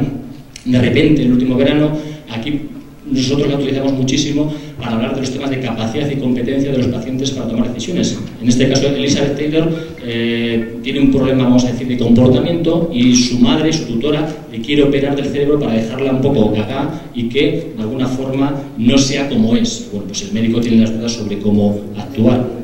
El puente sobre el río Kwai, aquí vemos a un médico que está dudando sobre si hacer caso a lo que le dice el mando superior y por tanto mandar a los heridos al frente, o si él como médico realmente cuidar a sus enfermos, que es lo que él piensa que tiene que hacer, y que evitar que vayan al frente porque no están en condiciones físicas. Los problemas del final de la vida se han tratado enormemente, esta pues por su popularidad, mar adentro, todo lo que tiene que ver con la limitación de los esfuerzos, con el suicidio asistido, con la eutanasia, se ha visto en muchas películas, o los problemas del inicio de la vida. Esta es una película que, para tratar, por ejemplo, el tema del aborto, a mí me ha gustado bastante. Las normas de la Casa de las Islas, si no la han visto, se las recomiendo, porque para las personas que practican los abortos, pues se ve que realmente no es una decisión fácil, no es una práctica sencilla, y introduce la complejidad de lo que es realmente la interrupción del embarazo. Las cuestiones de investigación, los conflictos de interés. En esta película, que es muy entretenida, que se llama El Fugitivo, que también fue una serie, si no la han visto se la recomiendo, porque lo que hay de trasfondo es un conflicto de interés entre la industria farmacéutica y, evidentemente, la verdad de alguna forma científica, que es lo que quieren aportar los médicos. Hay muchísimas películas, estos son algunos ejemplos simplemente para decirles que en el cine podemos encontrar cualquier problema de ética clínica, cualquier problema de bioética que queramos luego tratar pues en el aula, que queramos analizar o que queramos después ver. El siguiente punto que les quería comentar es el impacto que ha tenido el cine en el campo de la ética y en el campo de la reflexión bioética. Como ejemplo les pongo el año 2004, en el cual la ganadora de los Oscars fue $1 Million Baby, que ya saben que trata un problema trata un caso de eutanasia. La película son dos partes realmente, pero bueno, la parte final ya saben que sería un caso de eutanasia, y en ese mismo año ganó el Oscar a la mejor película de habla no inglesa, Mar Adentro, precisamente, que también trata un tema similar. A mí personalmente me gusta mucho más $1 Million Baby porque retrata realmente de una forma mucho más creíble el drama que supone la eutanasia para el que la solicita y para el que la practica. Yo creo que se ve mucho mejor en esta película. Me hace de que fíjense que desde Clint Eastwood, que es una persona conservadora, que se ha dicho que ha apoyado muchas veces de alguna forma ideas más conservadoras, pero en esta película yo creo que analiza o se posiciona muy bien respecto a la eutanasia. O por ejemplo, en el año 1900, bueno, pues les decía que en ese año 2004, concretamente en España y en muchos otros países, hubo cantidad de artículos sobre la eutanasia y debates sobre la eutanasia, precisamente por el cine, por estas películas que permitieron que salieran a la luz temas sobre los que costaba mucho hablar. Luego después ese debate, pues como todos los debates de bioéticos, pasa por altibajos, pero por lo menos de alguna forma se incentivó que se pusiera de relieve. O por ejemplo, El jardinero fiel, que si la han visto ustedes, es una película que trata sobre los conflictos que de alguna forma la industria farmacéutica nos trae a los que trabajamos en clínica por las investigaciones que hacen en países en vías de desarrollo con poquitos recursos, que por tanto se aprovechan muchas veces de ello la industria farmacéutica. Empecé hay 40, ¿tendría este 10? ¿Tendría este 10 para tener la media hora? Bueno, en relación con el impacto que les decía que el cine puede producir en el campo de la reflexión ética y bioética, les traigo también, más que como anécdota, como un reflejo de esta realidad, que muchas series de televisión también han supuesto cambios en la sociedad respecto a temas médicos y a temas de bioética. Aquí, por ejemplo, es un artículo publicado en la OPS, es un artículo publicado, como les decía, por la OPS, y aquí se habla de cómo algunas series, por ejemplo Cristal, una serie que trataba sobre un cáncer de mama, llevó a que mucha gente se concienciara lo que era el cáncer de mama y la importancia de las revisiones en el cáncer de mama. O por ejemplo una serie brasileña, Lazos de Sangre, lo que llevó es que a muchísima gente se hiciera donantes de órganos. O por ejemplo Acompáñame, también es una película que habla sobre el consejo y la planificación familiar, es una serie que también en México tuvo pues importancia, ¿no? Y supuso determinados cambios sociales respecto a cuestiones relevantes desde el punto de vista ético o bioético. Y les quería traer al albur de esta cuestión, pues una investigación muy interesante que han hecho dos investigadores suizos que lo que hicieron fue desarrollar una telenovela, concretamente en Sudán, para ver si a raíz de la ficción podían cambiar actitudes respecto a, concretamente, la ablación del clítoris, la mutilación genital. Y lo que hicieron fue diseñar, se explica aquí todo lo que sería la metodología, pero bueno, básicamente lo que dicen ellos es que cuando vas desde fuera a decirle a una cultura donde esto está tan arraigado que eso está mal, que eso no hay que hacerlo, o lo que fuere, ese discurso no cala. De manera que a través de la ficción y a través de alguna forma, los escenarios que ellos viven, sí que se pueden conseguir cambios mayores. Y ellos lo que diseñan eran 4 episodios, y en 3 de ellos, por ejemplo, en uno de ellos, la primera se abordaba el tema desde la perspectiva de los valores individuales de los miembros de la comunidad. En la segunda episodio, el debate surgía relacionado con las posibilidades futuras de casarse, en función de si había violación de clítoris o no la había, y en la tercera se combinaba los dos aspectos. Bueno, lo que se vio, por un lado, es que en ninguno de los guiones se juzgaba la violación del clítoris, se exponía y se discutía y se veía, que es una cosa que era novedosa en Sudán, cómo los personajes discutían sobre esta cuestión. Y efectivamente, pues se vio en cuanto a los resultados, que es una investigación, como os decía, que efectivamente pues hubo cambios de actitud y hubo cambios respecto a la predisposición en cuanto a la ablación de clítoris. Y bueno, una de las cosas que se dice al final de la investigación es que efectivamente la ficción sí que puede ayudar al tratar los temas con un lenguaje que puede ser el autóctono y que de alguna forma sí que puede hacer cambiar convicciones y por lo menos valorar las cosas de otro momento. Una cosa que también dicen es que lo que no se sabe es a largo plazo esto qué efecto tiene, lo que les decía antes de $1 Million Baby. Cuando se estrenaron $1 Million Baby y mar adentro, mucha gente hablaba de eutanasia, pero hoy día realmente ha valido para eso el debate. Pues un poco es también la cuestión que se hacen ellos en esta investigación. Y la última parte que me están llamando un poquito la atención, voy a ir un poquito rápido. La última parte que les quería traer respecto a la relación del cine con la bioética es si nos puede valer como herramienta docente, y si es así, pues de qué manera utilizarlo. Aquí les hubiera puesto un clip para analizar esta parte con un clip de una película, pero bueno, no ha sido posible. En primer lugar, lo que tenemos que preguntarnos es por qué usar el cine. Y al principio de la presentación ya se lo he señalado. El cine nos transporta a un mundo, a un escenario, y nos pone en lugar de personas que de otra manera no seríamos capaces muchas veces de vivir, de pensar o de situarnos en esas posturas, en esas situaciones. De manera que sí que tiene una capacidad el cine en general de impactar enormemente sobre el espectador que lo ve. La siguiente cuestión sería con quién utilizarlos. Yo aquí lo que diría es que con cualquier persona. Cuando yo estuve en Estados Unidos en centros de bioética, por ejemplo, a chicos de bachillerato que se les quería introducir temas éticos o bioéticos, se les ponía documentales, me recuerdo, sobre trasplantes, para luego tener con ellos una serie de debates ya desde el bachillerato.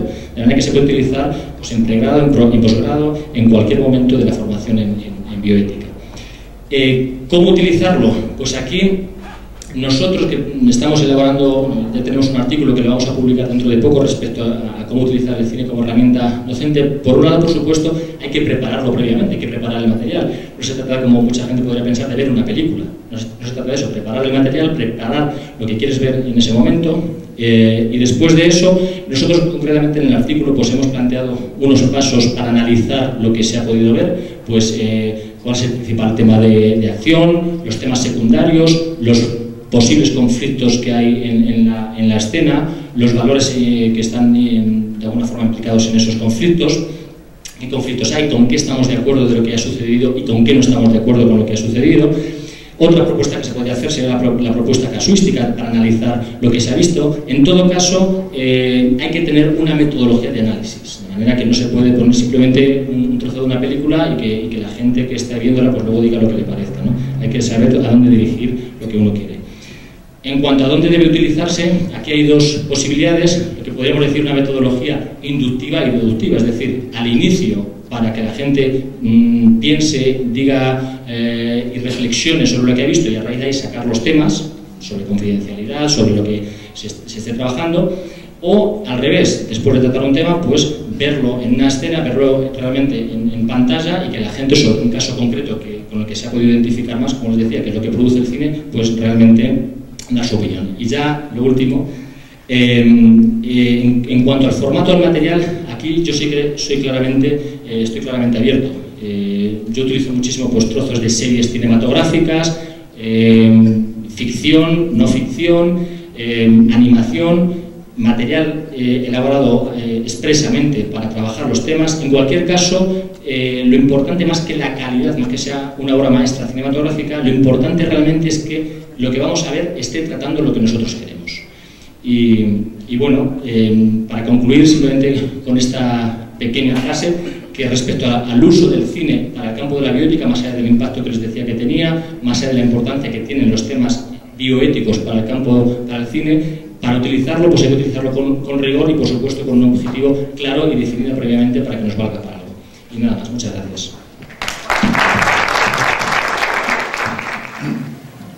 Buenos días por estar aquí invitado por el gran amigo doctor Octavio Márquez, por otros más, por el doctor Carlos Riescas y bueno, y por todos vosotros, ¿no? Y lo que se dice siempre, por estar en esta bellísima ciudad. No lo digo de verdad, ¿no? Yo no, en fin, soy del Antiguo Testamento y por lo tanto no voy a utilizar el PowerPoint. Lo que sí me hubiera gustado es haber tenido un tablero para hacer lo que hacía Aristóteles, que hacía todo en esquemas, ¿no? En esquemas, que es como a mí me gusta hacer. Pero bueno, voy a intentarlo hacerlo de la mejor manera posible. Y bueno, una pequeña observación a la señorita que con tanto gusto, amabilidad y precisión me ha presentado. De una vez por todas, no soy sábada, soy sádaba. Un día me voy a poner de rodillas diciendo que soy sádaba. Bueno, porque no hay Dios que lo diga bien. Y eso, bueno, da igual, a mí me da igual, como si me quieren llamar Pepito el de Toluca, vale. Pero lo que fastidia es cuando voy al lado, cuando voy en un avión y no aparece mi apellido, ¿no? Como cuestión administrativa, pues es, y debe ser muy difícil, Bueno, me lo cambiaré, pero ya no, o sea, me lo cambiaré. Mi nieto, que como es mexicano, digo argentino, pues tendrá esa capacidad, ¿no? Bueno, yo voy a empezar diciendo primero, tenía la intención de hablar mucho más del tiempo que se me ha dado, cosa que veo que es imposible. Trataré entonces de puntuar, de decir las cosas, en fin, pasándolas de una manera más rápida de lo que yo hubiera querido, quitando ejemplos que hubiera querido decir, etcétera, etcétera. Bueno, primero que me gustaría decir es siempre presentarme, luego, y yo soy, o me dedico, por profesión, suelo decir que también por vocación, a la filosofía moral. Eso que se llama ética o moral, después diré en qué sentido es ética y en qué sentido es moral. Y que ya añado, me parece lo más importante en nuestra vida y lo más importante en aquellos lugares en donde se estudia o en las grandes repúblicas del saber. La ética tenía que tener un puesto por delante de cualquiera de los demás. Porque va de nuestras vidas, invade todo y sirve para todo. De ahí que, por ejemplo, yo en este caso no me meto con nadie, pero me gustaría saber cuál es la ética o la moral que tiene cada uno de los que está aquí y que les pusiera en media hora. Porque si hace bioética, vamos a hablar primero cuál es la suya y sabría darnos una clase sobre ética. Y si no, yo no sé qué es lo que hace. No sé qué es lo que hace. Bueno, hablo también desde, bueno, pues lo que diría Nietzsche, aquello, humano demasiado humano, pues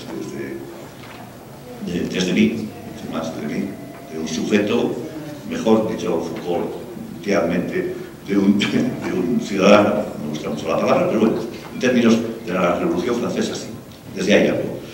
Y voy a hacer tres cosas. Una, un pequeño análisis de lo que considero que es la bioética, porque creo que la bioética está en una profunda crisis y puede desaparecer en cualquier momento, y en algún caso yo diría que sería mejor que desapareciera.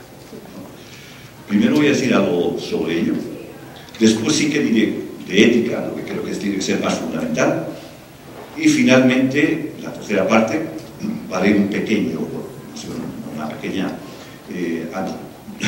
aterrizaje en la investigación. Voy a empezar ya rápidamente con la bioética. Bueno, definir la bioética a mí me parece que es imposible. Como tantas cosas, Definiciones, por ejemplo, de felicidad hay 280, que hizo un romano. Definiciones de antropología, pues otras tantas. Definiciones, la definición se puede utilizar de muchas maneras. Metodológicamente hay 4 nada más, pero bueno, después uno dice con una cierta alegría que es aquello de lo cual va a hablar. Si se hace bien, como decía Quine, es una explicación, y entonces hay que dar razones de por qué. Con lo cual ya pasamos de la definición a algo más, a tener que entroncarla y a tener que decir por qué decimos de la bioética, es el caso, lo que decimos. Yo voy a utilizar algo más suave, que es una descripción. Una descripción trata de buscar una característica de la materia que uno esté estudiando, que esté viendo, que sea suficientemente relativa y que de alguna manera toque el núcleo de lo que se estudia. En este sentido, la mía sería muy simple, y es reflexión ética o moral sobre las ciencias de la vida. Con lo cual ya hemos visto que estamos tocando 2 partes. La parte más humanista, que de eso algo tiene, algo, no todo, la ética, y la parte más científica. Quien se dedique a bioética, algo esquizoide tiene que ser, porque tiene que saber de ciencias y tiene que saber de aquello que se llamaba ciencias de la salud, ciencias, perdón, del espíritu, que decían los alemanes, o tiene que saber de las ciencias humanas. Bueno, yo y ahí he dicho que para mí es la ética y la reflexión sobre las ciencias de la vida. Quiero añadir también que es una dificilísima asignatura, lo cual me lleva a pensar que yo no sé cómo puede estar saliendo bioéticos como hongos. ¿Qué haces tú, bioética? Yo quiero. El Espíritu Santo ha venido ya a su cabeza, ¿no? Y entonces, ¿por qué? Porque en todas las ciencias se produce un problema que se llama cierre categorial. Es decir, hasta aquí hago física, hasta aquí hago pues química, hasta aquí hago historia. Hay ciencias duras, es más fácil el juntarlas. La física tienes la ciencia nomológica de leyes de la naturaleza, y pues, sin embargo la historia pues, puede tener mucha más dificultad. La ética está un poco en medio, por lo tanto tiene mucha dificultad, y si es bioética tendrá más dificultad, puesto que tiene que apoyarse en las 2. Eso, voy a poner un ejemplo de física, no lo voy a poner, simplemente lo que voy a decir es que si alguien quiere hacer bioética, como yo creo, como diría un latino, un sic, en cuanto tal, y no palabrería, que vamos a hacer, bueno, me incluye a mí en primer lugar, ¿no? Sobre la bioética, tendríamos que saber cómo está instalada en el reino de las ciencias. ¿Cómo está? Es decir, ¿está abierta a otras? ¿Puede crecer por un lado o por otro? La física, sabemos que la física, por ejemplo, subcuántica es distinta pues, de la gravitacional, etcétera, pero sin embargo sí tienen algo en común y una base en la cual apoyarse. ¿Cuál es esa base en la bioética? ¿Cómo puede tener? Es que en este momento ya vale todo, hasta hablar de fútbol es bioética. Claro, por cierto, me parece muy bien, porque yo soy un entusiasta del fútbol. Pero bueno, yo solo voy a poner algún ejemplo, un pequeño apunte por ejemplo, de cosas que yo creo que deben de pertenecer a una reflexión ética o moral sobre las ciencias. Por ejemplo, la biología, y concretamente en su estadio actual más fascinante, más extraordinario, la que nos va a llevar más lejos, la que nos puede poner una serie de problemas gordos e interesantes, que es precisamente las neurociencias, la neurofisiología, la neuropsiquiatría, es decir, ¿qué está pasando en nuestros cerebros? ¿Somos realmente libres? Yo personalmente en esto soy esquizoide y opino como estaba. Yo no creo en la libertad en sentido científico. En la vida cotidiana sí. Y pienso como Kant, que si yo de una u otra manera a priori no pensara que sois libres, no estaba hablando aquí, ¿no? Entonces, como si no tengo espacio y tiempo ya interiorizado, no sabría que esto es un objeto. Tema tremendo, donde los haya, o a las áreas del cerebro que se mueven precisamente para emitir un juicio ético, ¿no? ¿Y a dónde vamos a llegar? Por dentro de poco las emociones ya van a poder modularse, ¿no? Nos van a poder de una u otra manera hacer, por así, trasplantes de emociones. Nos van a poder hacer tantas cosas.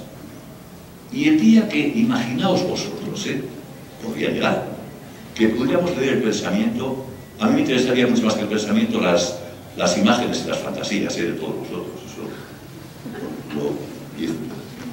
Y una vez me pasé, pero bueno, por si alguien que tiene confianza, cuando dije esto dando una conferencia en España, dije, pues bueno, dijo, pero ¿qué interés puedes tener tú por conocer? Pues sí.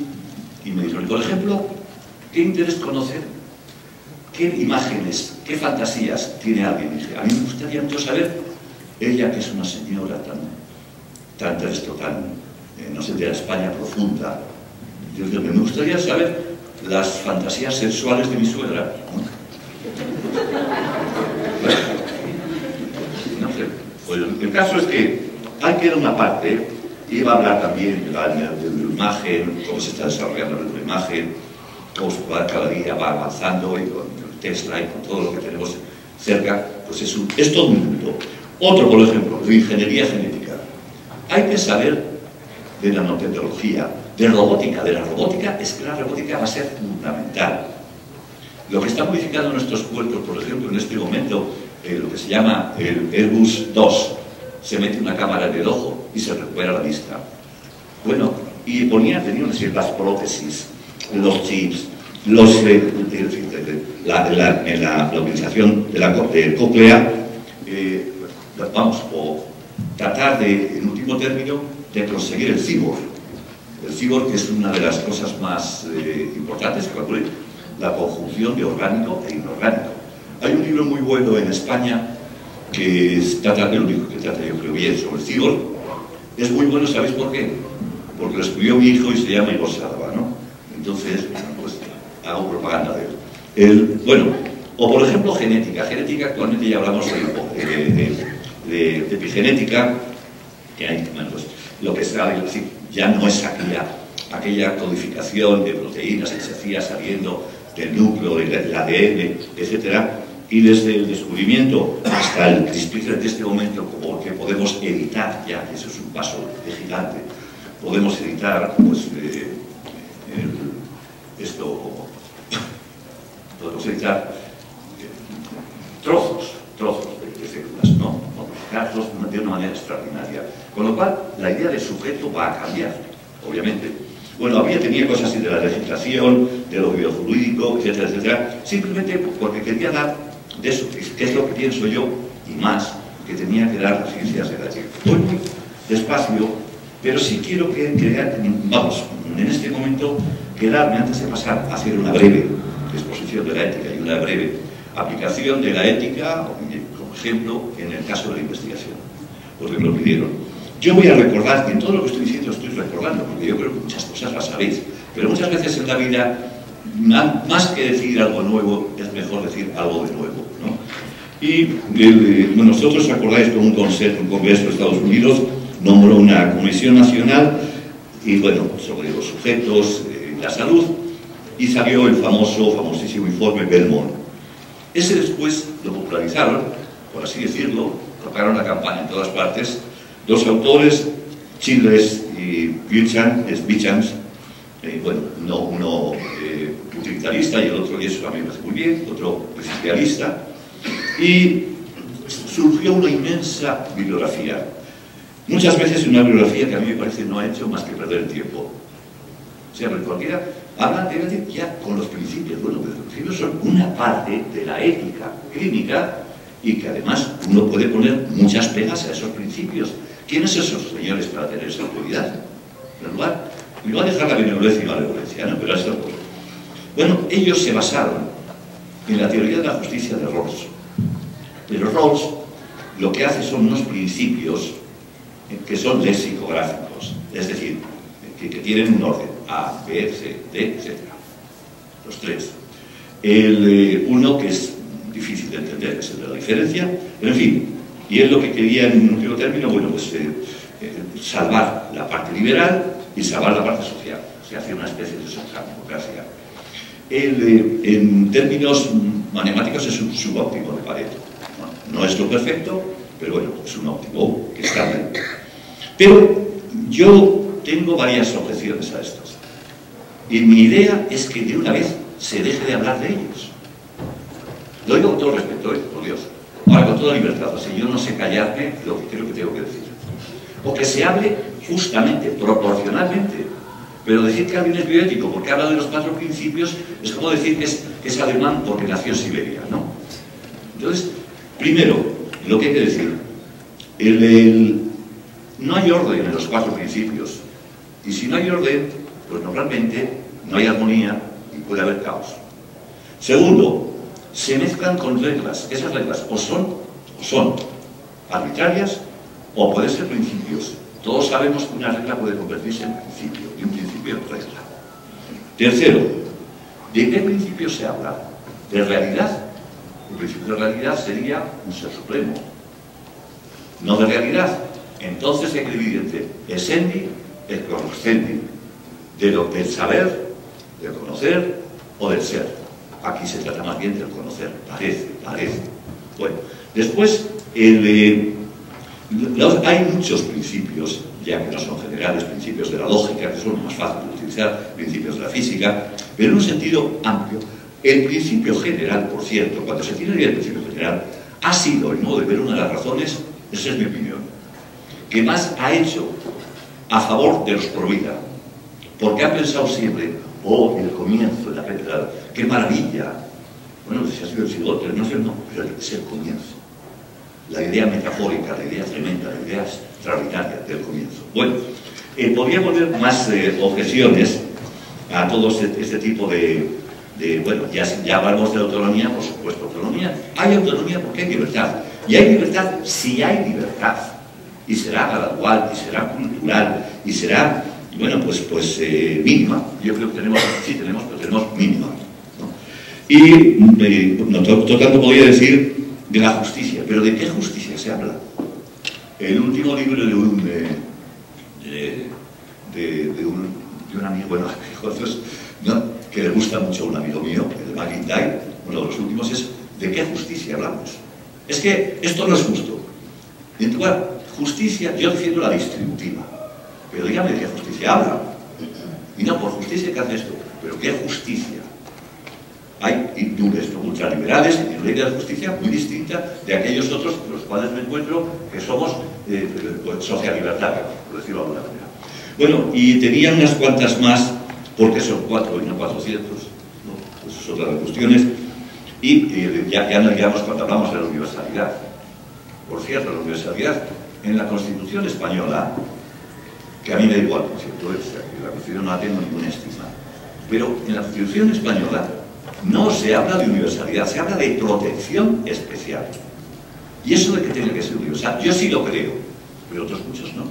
Entonces, bueno, hemos hecho una reducción que eso va a repercutir en hacer más que nada la bioética, más de andar por casa, mucho más legalista porque es muy fácil leerlo, y mucho de hablar de cualquier cosa. Esa es mi opinión, siempre digo con toda libertad. Y ahora, de ética, tengo que decir de ética 2 palabras, porque esa, bueno, es la primera parte o introducción, que yo creo que es una introducción grande y muy limitada, muy sintetizada, ¿no? Muy escueta. Mirad, la ética, bueno, la bioética es una ética aplicada. Y como he dicho antes, repito ahora, la bioética es una parte de la ética. Y si es una parte de la ética, bueno, si mi pie es una parte mía, bueno, pues primero tendrás que conocer un poco cuál es tu organismo, ¿no? Bueno, entonces, hay muchas formas de exponer la ética. Yo voy a hacer la más breve. Primero, tiene que haber una motivación para que uno quiera ser ético. Es decir, de que quiere ser moral, ético. Me pongo en marcha para ser, precisamente, actuar moralmente. Si hago eso, alguien me va a preguntar, pero, oye, ¿y por qué vas a hacer esta ética? Y yo diría, perdón, porque yo creo que es para no matar. Y yo le puedo preguntar, ¿y por qué es para no matar? Y dice, es que yo creo que tendría tales males consecuencias que mejor no matar. Ese es un utilitarista. Ese tiene una teoría moral utilitarista. Otro que dijera, yo estoy a favor del aborto. Y dice, ¿y por qué? Y me salió, pero yo pues porque creo que la titularidad del cuerpo, el cuerpo de la mujer o lo que sea, los tantos argumentos que pueden darse, me hace decir estar a favor, y eso no es fácil. Puede haber muchas organicistas, intuicionistas. Las dos más importantes son la principialista, para mí, los principios, Y yo hago esto porque creo que hay unos principios básicos que generalmente tocan lo que son los derechos humanos, aunque después sobre eso habría que matizar mucho más, y las de las consecuencias. Bueno, cada uno sabrá cómo tiene, porque después llega la toma de decisiones, tengo el bisturí, no sé, no, bueno, pero ¿usted desde dónde habla moralmente? ¿Desde dónde? Porque aquí tenemos todos muchas teorías morales distintas, ¿eh? Yo estoy seguro que no están a favor del aborto, los que están a favor de otros no, porque resulta que la comunidad humana, por muy semejantes que sean los estímulos que recibe, tiene morales distintas. Lo cual nos hace, queramos o no queramos, discutir, argumentar, no gritar y al final votar. Bueno, y ya la última parte sería, eso es la moral, ¿eh? Todos tengamos la ética moral que he dicho, sin embargo en todos estamos algo que de acuerdo, que tiene que ser imparcial, lo que se diga tiene imparcial, que tiene que ser universal, no vale decir para torturar está bien para mí y para los otros no. Sí, no hay que hacer discriminaciones, porque si no es que con este es más rubio, más bajo, más moreno, o es del sitio más importante del mundo, que es Bilbao, entonces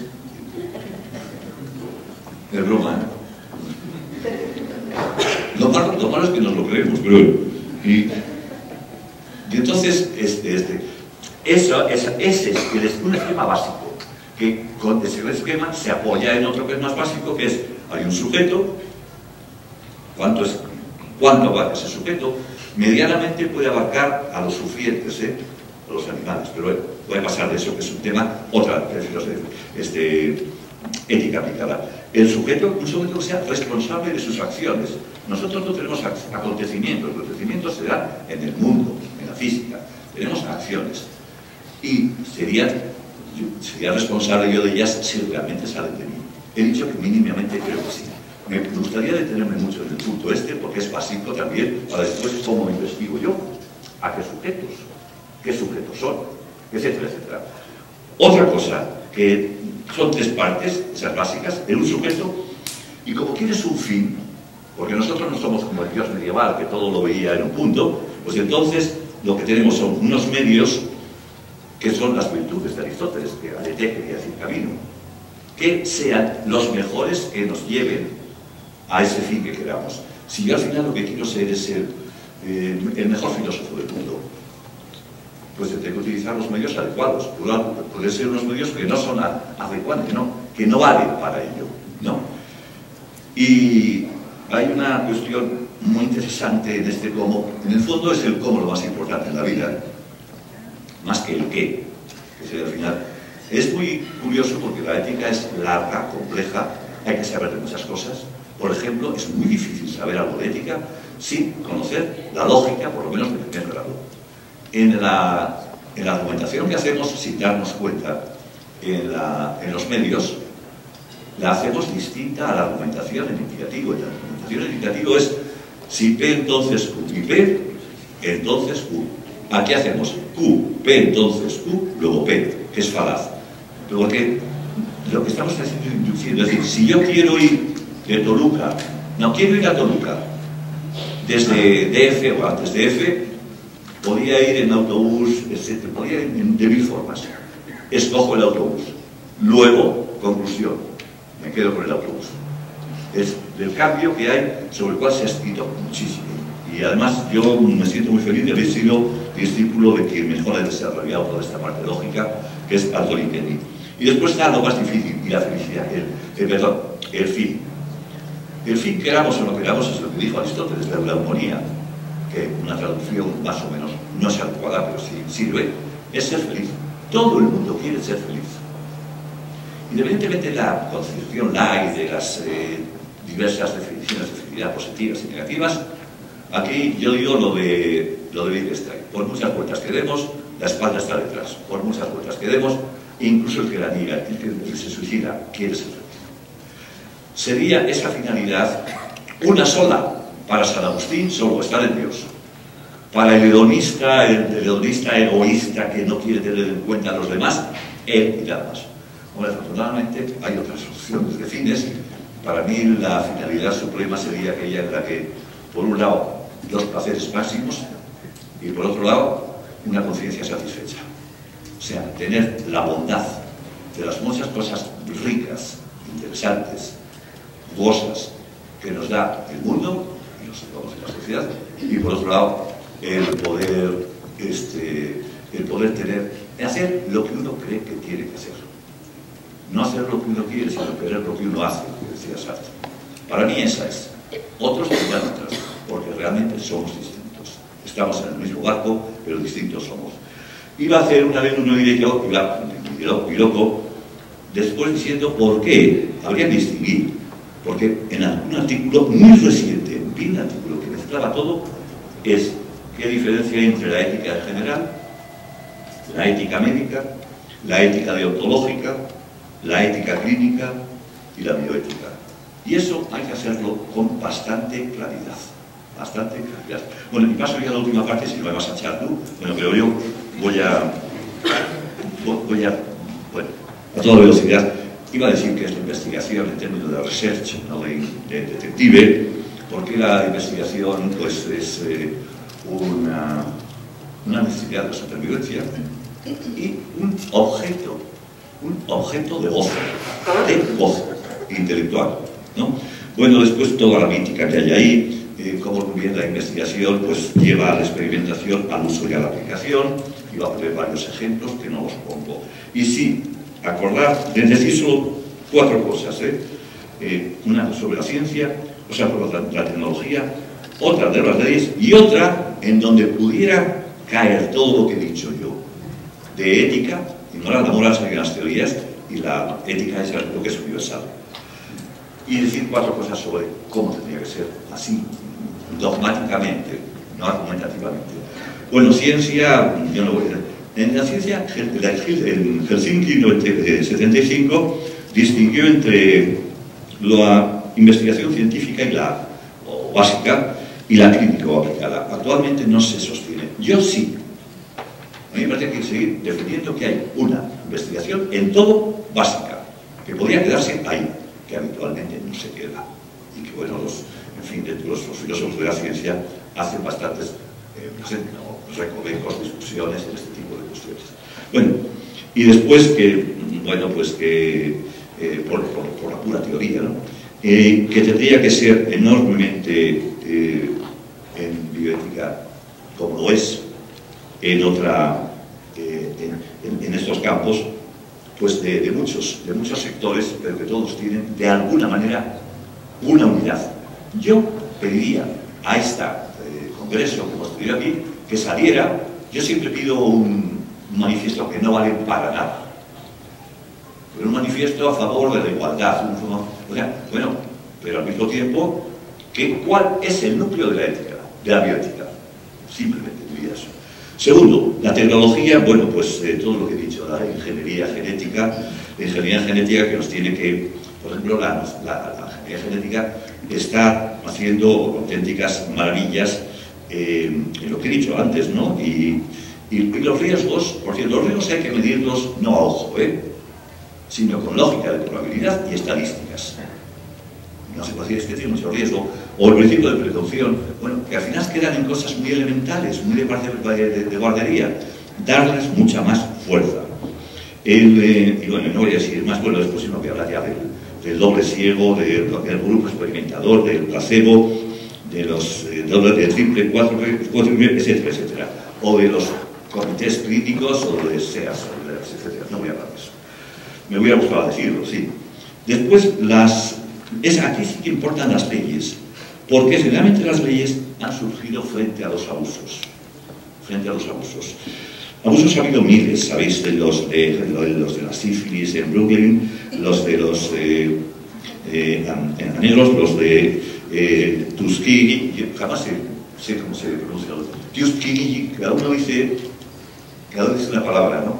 Entonces, bueno, y tantos más. Pero curiosamente, el más terrible, en el que más hay que pensar, en el que más se ha pensado porque nos afecta directamente, es en los más atroces experimentos, haciendo de las personas jabón, ahogándolos, haciendo que se murieran de frío. Todo lo que se puede uno imaginar, es decir, una lección de tortura, se hizo en el corazón civilizado de Europa.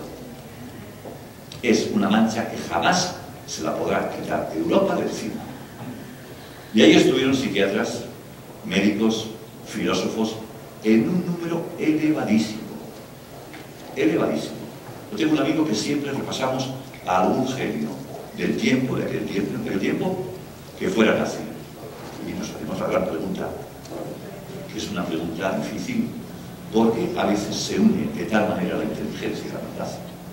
Bueno, esta es ya aparecía primero el código de Nuremberg, que luego no se sostiene. Estuvo muy bien, sí estuvo bien, pero luego desde el punto de vista legal, pues no es fácil, no se puede, no hay objetividad.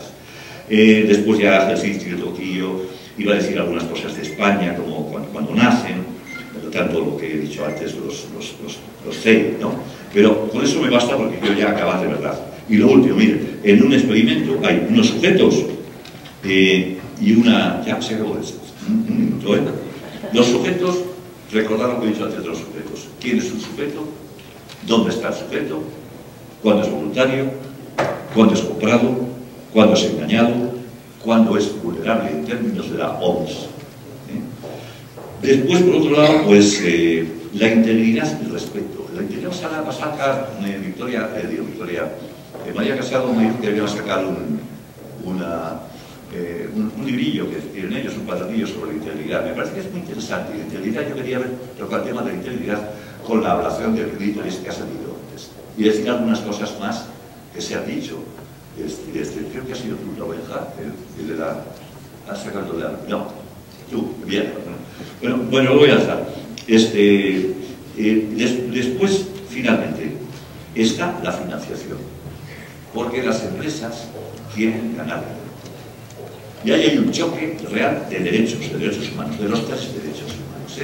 Que, por cierto, ponen uno de los 3 por casualidad, eso surgió por casualidad, no porque unos sean más importantes que otros. Y ahí los laboratorios, las universidades y las industrias farmacéuticas pueden forrarse. ¿Nos pueden ayudar a vivir mejor? Sí. ¿Pueden ayudar a la salud? Sin duda. Pero pueden ser grandes negocios que generen después desigualdades tremendas. Es el choque, en último término, entre los derechos humanos, concretamente el de la salud, a la salud, tampoco es la salud, contra el derecho de propiedad. El derecho de propiedad no es ilimitado. Y en una justicia distributiva, como la que yo defiendo, no solo es limitado, tiene que estar muy controlado y teniendo presente que tiene que suplir a aquellas personas que estén en inferioridad de condiciones, sea por la naturaleza, sea por otros motivos que son ya culturales, sociales, etc., ¿no? Y no se puede mantener un mundo en el que se esté gastando un dinero impresionante, no hablemos ya de lo impresionante, en enfermedades monogénicas para los blancos, mientras todavía seguimos ahí con la malaria y muriendo gente en zonas muy deprimidas de este mundo. Ya acabo ya de verdad, en serio, y por tanto, derechos, más igualdad por encima de todo, más derechos humanos, sobre todo de la segunda generación, económicos y sociales, más de la Revolución Francesa, es decir, fraternidad, y al final lo que yo diría es, hay una palabra que lo decía Trotsky, que era la revolución permanente. Yo diría que la bioética, si quiere subsistir, tiene que estar en revolución permanente. Escáricas, porque quiere decir en mi lengua, gracias.